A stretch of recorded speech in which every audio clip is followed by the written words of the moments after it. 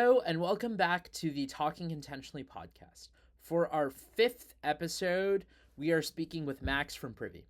Privy is an important company in onboarding users onto crypto consumer apps. Axel actually uses Privy in order to get people onto Autopilot. Autopilot, by the way, is live right now, and we're running a $5,000 competition for whoever creates the best trading agent. So let me know about any feedback you have on that in the comments below. And without further ado, I hope you enjoy our conversation with Max. Hey, Max, it's great speaking with you. Thanks for coming on the podcast. Thank you so much for having me. Pumped to be here. Would love to learn like a little bit about you and Privy and your journey to Privy. Yeah, for sure. So I am Max. I'm Privy's COO, and my journey to Privy is one that starts in traditional finance. So my first few jobs out of college were all in TradFi. I worked at an investment bank and then a private equity firm where I was investing in tech companies. And in that job, I really fell in love with tech and startups and fintech and payments, given that was the part of the tech ecosystem that I like most intuitively grasped. And so after spending time in finance, I went to work at Brex, the fintech company. And this was when Brex was just getting off the ground and fell in love with it immediately. Like the company was growing vertically. There were so many talented people at the company, and it was quick. Like I knew I was meant to be a startup person versus, someone in a more traditional finance services role. And I spent 4 years at the company and getting closer and closer to money movement through my career. I got very excited about crypto because at Brex, which was supposed to be one of the most innovative fintech companies, like everything about the company was still built on the legacy financial system, on legacy payment rails. And this was like 2020, 2021, as crypto was becoming more and more visible. And it just clicked for me that if stablecoins as a payment rail can deliver on crypto's promise of being a digital, programmable, cheap, fast payment rail, like there is so much cost to the world that just goes away if crypto delivers on its vision. And so I got really excited about it. I went deeper and deeper into the crypto market, and I just kept coming up against this problem space around identity and wallets and onboarding and making crypto products easier to use because, everything at that point was pretty clunky and intimidating. And so I was like, all right, I need to work on this problem space. Like if you believe in crypto, someone's going to build something really important around identity and onboarding, likely around wallets in some way, shape, or form. And then I saw Privy announced that they were launching, and I thought the founders, Henry and Asta, were the right shape of people to build a company like this. And so I got in touch with them through our lead investor, Sequoia, and joined before the product had launched. This was in the middle of 2022, and we got the product off the ground from there, and it's been a wild ride. And to give like a very quick on Privy, we make it easy so that anyone building a crypto product can onboard their users and have a user who knows, nothing about crypto take advantage of all of the great things we get from building on crypto rails. So traditionally, like you need a wallet to use a crypto product. Most people will never take the time to set up a self-custodial wallet like a MetaMask or a Coinbase wallet. And so what Privy does is we make it so that users can sign in using whatever sign-in method they're comfortable with, get a self-custodial wallet under the hood that is capable of doing anything a user needs to do on chain. Yeah, and we're using Privy at Axel for our first product, Autopilot. One of the things that stood out from, like Dev, our developer, actually asked me to ask you this was, what were the key decisions that kind of like was going on behind the scenes when you were determining how to make Web3 accessible to like average people? Like was there any interesting like decision of like, don't do this or like this should be positioned here or something like that? That like led to Privy being like smooth. For sure. Yeah. I mean, the biggest thing on that front was building around customers that we believed in, that we thought were kind of the right level of thoughtful around UX and their target user base. And so very early in Privy's history, we identified Blackbird, which, if you're in New York, is a crypto product you've likely come across. It's a restaurant loyalty app that's sort of like a Starbucks loyalty rewards program where you can tap your phone at any restaurant in the network. You earn points by tapping your phone, which you can redeem at any other restaurant in the network, either for a free menu item or to actually pay your bill with the points. Under the hood, everything's on crypto rails. So the points are tokens, and you earn membership NFTs from visiting restaurants, but it's completely abstracted away from the user. And so we came across this team pretty early. It's founded by the person who founded Resi, so like a very credible entrepreneur that's just like deserves to build this type of business. And we were like, they are the shape of builder we believe in. Like they want to bring what makes crypto special to everyone without kind of hitting users over the head with this is a crypto app.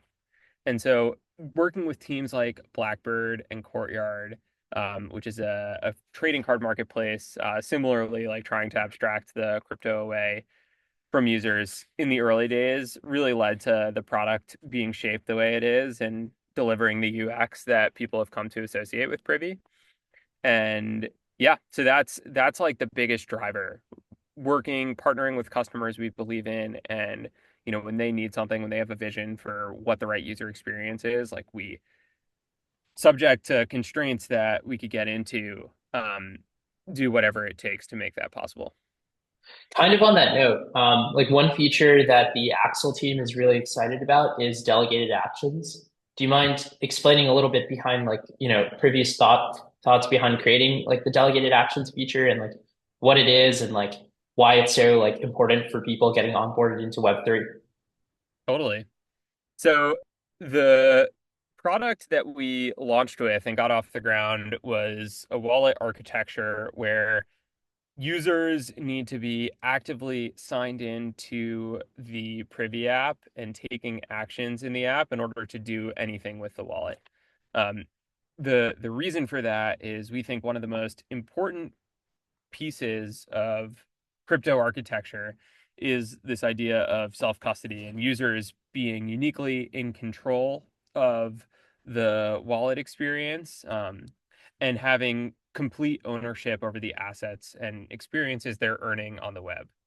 Like it's a very nice counter positioning to say Twitter, you build up a big audience, a big follower graph. At any point in time, Twitter can, shut down your account and there's like nothing you can do about it. You lose everything, because the platforms have so much control over, the assets and experiences that you're bringing. And so crypto is like a super promising alternative to that because of self-custody. And so we got like very far with that architecture, but there are also like really important reasons why users will want to have things happen with the wallet when they're not necessarily in the loop. Like a great example is trading use cases. You might want to put a limit order on, or you might want to make a recurring purchase. And, if the user has to be signed in every time the wallet does something, that's actually pretty limiting to those experiences. And so we wanted to design something that both kept the user in control, but also enabled wallet interactions when the user wasn't in the loop. And so that's how we landed on this delegated actions feature that you all are using, where users can give an app developer permission to take certain actions on the user's behalf, like a limit order, in your case, like a portfolio, management set of rules. And the user is still in control. They could revoke that delegation at any time. They could apply more granular permissions on what the developer can or can't do with the wallet. But it provides for a much more flexible wallet experience, which we're just seeing demanded more and more by sophisticated companies in the market. On that note, two more questions. For like business adoption of smart wallets, where do you see that in like the near future? Like, what do you think is like potentially quote unquote the killer use case that people use a lot? Or like, what do you think will like lead to people just adopting Web3 wallets in their day-to-day life? Totally.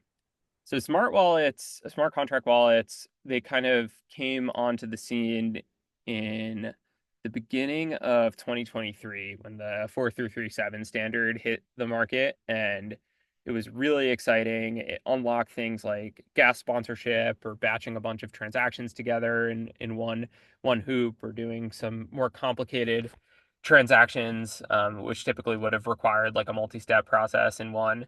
And so really exciting capabilities, but like a whole new crypto wallet architecture that took the market like really a year to wrap its head around, and for the interfaces to mature.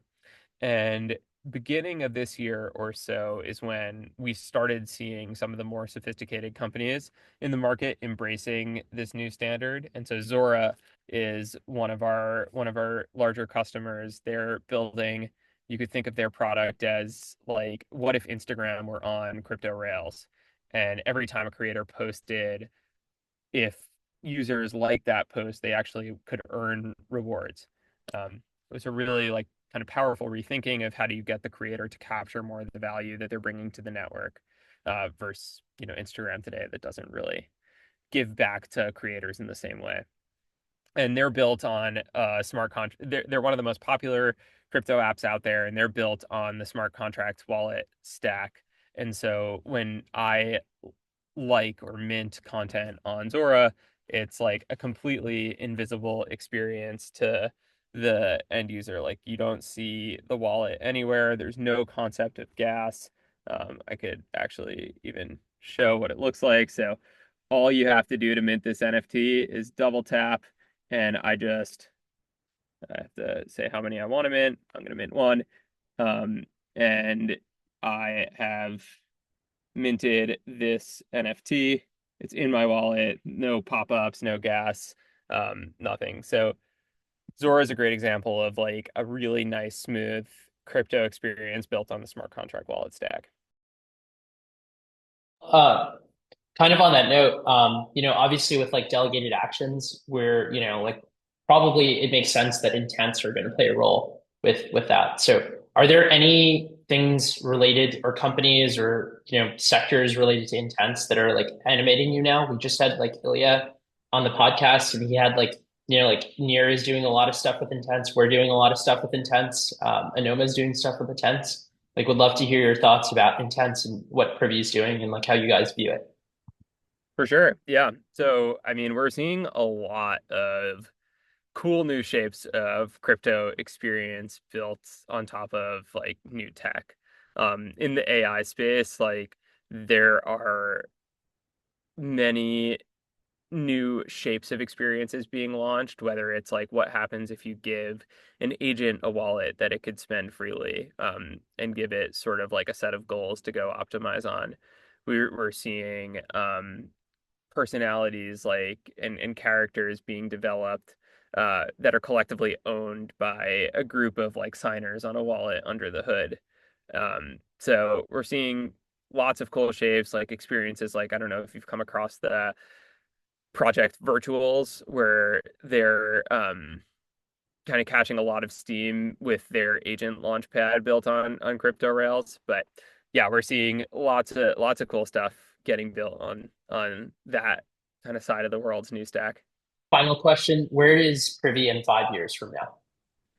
Our goal is to power the crypto infrastructure behind the scenes of anywhere crypto use cases find product market fit with users. So anytime a crypto product is powering, some real world use case that is, driving value for users, Privy wants to be behind the scenes. And during our first 2.5 years of getting off the ground, that was all around consumer app experiences built on crypto rails, like crypto native products and projects that from the outset were, focused on building on a crypto stack. And we're going to continue investing there. That's accelerating. We're really excited about it. But in parallel, we're seeing this really awesome trend of more mainstream products that, were built, have massive user bases that are starting to embrace crypto rails. And this is playing out most like acutely in the fintech neobank payments space, where everyone is starting to get excited about what's possible with stablecoins as a payment rail, which is really the use case that like excited me about crypto from day one. And so to see neobanks like Dollar App in Mexico, where Mexicans are able to easily get USD based accounts. It's built on stablecoin rails, but like you would never know it. It just feels like a Venmo balance that you could send to any fiat-based recipient, but you now have more stable balance that isn't subject to any of the FX risks that you'll see in um, countries that have FX volatility. So we're super excited about that. We think like payments is going to be just a massive trend that plays out over the next 5, 10 years, probably longer. And it's sort of like the next iteration on like what if payments were digital. So 5 years from now, I think that'll be a big important part of our business. And I think like some of the user benefits you get from building on crypto rails, like the fact that if DoorDash started to build out some of their offering on crypto rails, they could tap into their user bases like restaurant behavior on Blackbird easily. I think there are like just really cool experiences you can start composing because the crypto rail is just this public, accessible data source with rich and increasingly richer user behavior data. And so I'm excited to, yeah, our take is crypto is like an enabling technology versus like a main character. And eventually most products in some way, shape, or form are going to be built on crypto rails. Dash intent-based, privy-based thing, especially when it's like pouring rain, to get a croissant delivered to my apartment would be quite nice. Exactly. You could get a croissant delivered. You could get a discount because you've been to that bakery 10 times, and that's data they're pulling from Blackbird. And you could pay with crypto rails. Perfect. Hey man, thanks again for your time and have a great Thanksgiving. You too.